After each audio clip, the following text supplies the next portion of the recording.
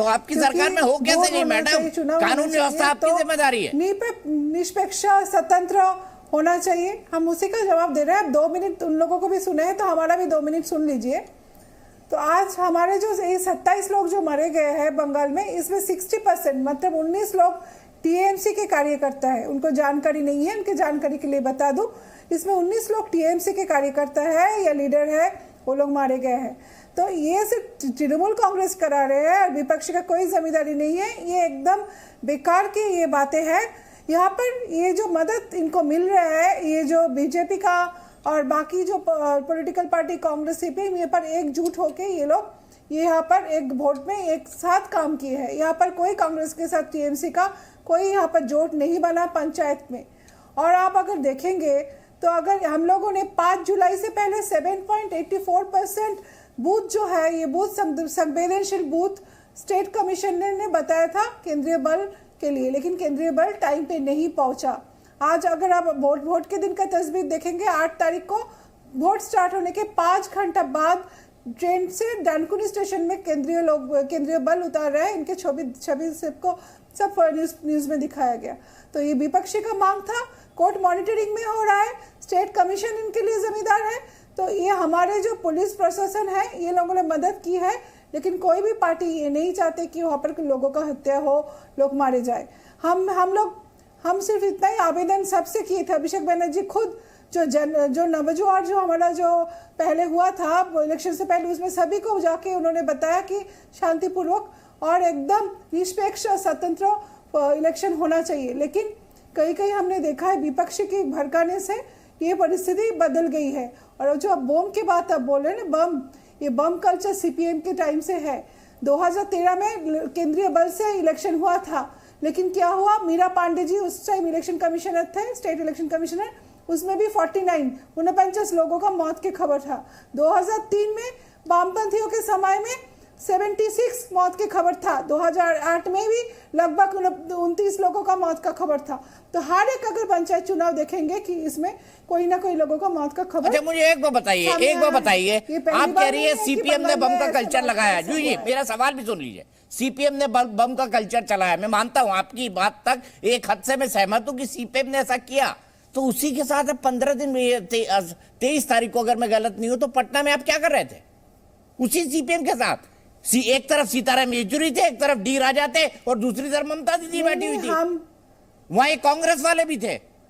हम दीपक जी आपको बता रहे हैं, केंद्रीय जो नेता है सीपीएम हो कांग्रेस हो, सभी गठबंधन में आना चाहते हैं और सभी ममता दीदी खुद आना चाहती है इस गठबंधन में और साथ मिलकर हम लोग बीजेपी के खिलाफ लड़ना चाहते हैं। देश में काला कानून व्यवस्था के खिलाफ हम लोग लड़ना चाहते हैं। भले से बंगाल में आग लगती रहे। राज्य में जो इनका प्रेसिडेंट है अधीर रंजन चौधरी, ये बीजेपी का एजेंट होके काम करता है बंगाल में, ये सबको पता है। अच्छा, बीजेपी के एजेंट है। चलो मैं अखिलेश जी से ही पूछ लेता हूँ। अखिलेश जी बताइए, उन्होंने कह दिया कि भाई बीजेपी के एजेंट है अधीर रंजन चौधरी, आपके लोकसभा में नेता है। अनुराग जी मैं आ रहा हूँ बस इसके बाद तुरंत।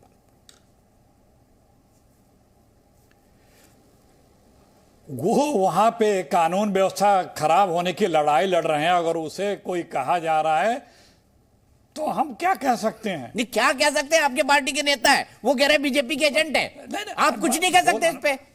अरे उनको कहने दीजिए, बीजेपी के एजेंट कौन है क्या है जनता समझ रही है। नहीं, जो ही विश्वास पूछिए ना, वो कह रही है, क्यों कह रहे हैं आपके नेता को? और आपके ऐसे नेता नहीं है, लोकसभा में नेता है वो, आपकी पार्टी के नेता जिनको ये बीजेपी का एजेंट कह रही है। दीपक जी, आपने के शर्मा के बीच में 5 मिनट तक एक लफ्ज नहीं बोला। सर मैं अब के शर्मा को बोल रही हूं, 10 सेकंड नहीं बोलने दे रहे हैं। यही बेंचमार्क है तो नहीं, आपने उन्होंने जितने देर बोला आपने एक लफ्ज मुंह से नहीं निकाला और आप हमें 10 सेकंड भी नहीं बोलने दे रहे हैं। नहीं, आप हमें 10 सेकंड भी नहीं बोलने दे रहे हैं। सर मैं तो सीधा सवाल पूछ रहा हूं, तो हम क्या कह सकते हैं? मैंने बोला आपके नेता को बीजेपी का एजेंट बोला जा रहा है, आप कुछ नहीं कह सकते।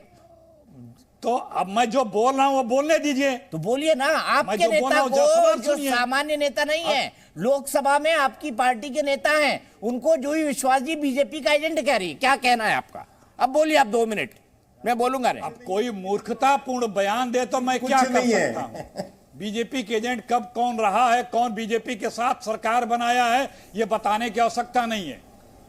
दूसरी बात, अभी इतना पीड़ देख रहे थे हमारे बीजेपी के प्रवक्ता।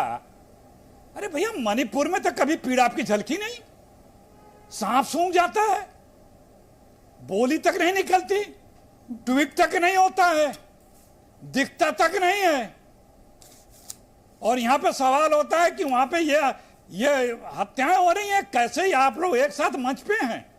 कभी किसी ने पूछा मोदी जी, ये विदेश की बैठक में चीन के सामने कैसे आप, चीन के राष्ट्रपति के सामने कैसे आप खड़े हो गए, खड़े होकर उसका अभिवादन करने लगे जो हमारे देश की सीमाओं का अतिक्रमण कर रहा है। कभी किसी मोदी जी या किसी मोदी जी के प्रवक्ता या मोदी जी के चैनलों के पूछने का साहस हुआ?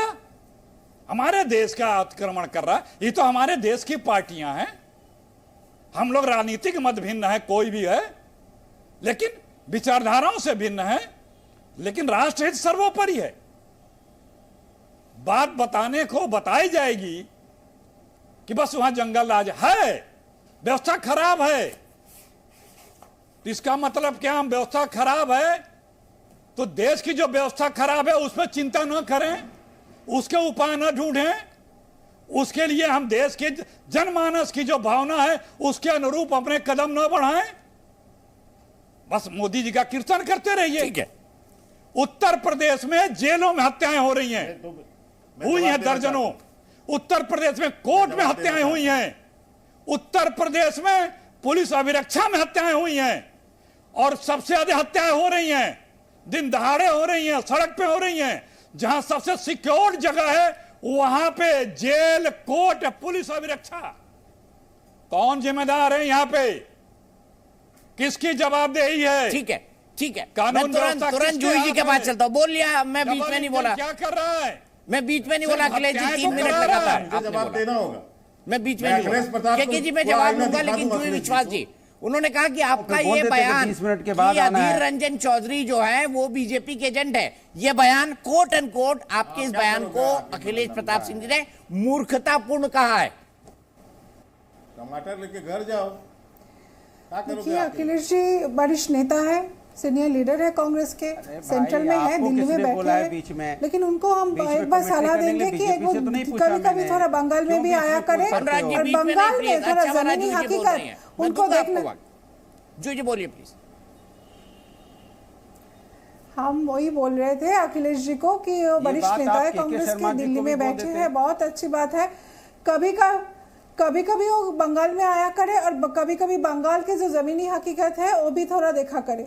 यहाँ पर अधीर रंजन चौधरी किसके लिए काम करता है, क्या करता है, सोनिया जी को मालूम है, राहुल जी को मालूम है, इसीलिए एक ट्वीट में भी एक उनका ट्वीट नहीं आया। तो आज हम लोग वही बोल रहे थे कि जब त्रिपुरा में पंचायत इलेक्शन होता है, ये डबल इंजन गवर्नमेंट का, बीजेपी सरकार के, तब वहाँ पर 95% जो सीट है वो अनकाउंटेड जीता जाता है, और जो 5% है उसमें सिर्फ पोलिंग होता है, और आफ्टर पोलिंग उसमें भी इतना वायलेशन वहाँ पर होते हैं कि लोगों का घर बारी जला दिया जाता है, मौत की खबर आता है। लेकिन कोई भी गोदी मीडिया इस बात को दिखाने के लिए तैयार नहीं है कि बीजेपी शासित राज्य में पंचायत इलेक्शन कैसे होता है, कितने लोगों का मौत होता है।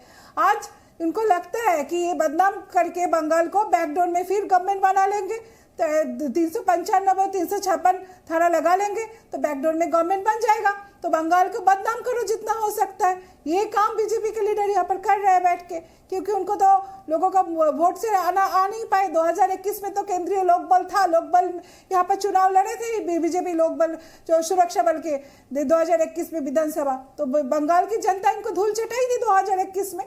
तो इनका बदला बीजेपी वाले लीडर यहाँ पर स्टेट में जो लीडर है लोग लेना चाहते हैं। तो बदनाम करने के लिए जो करना है, लोगों का मौत से लेके बैलेट बॉक्स में पानी डालना से लेके बैलेट बॉक्स लेके भाग जाना से लेके, देखिए सारे बीजेपी के कार्यकर्ता, बीजेपी के जो है वो सब इन्वॉल्व है। ठीक है। जी न्यूज़।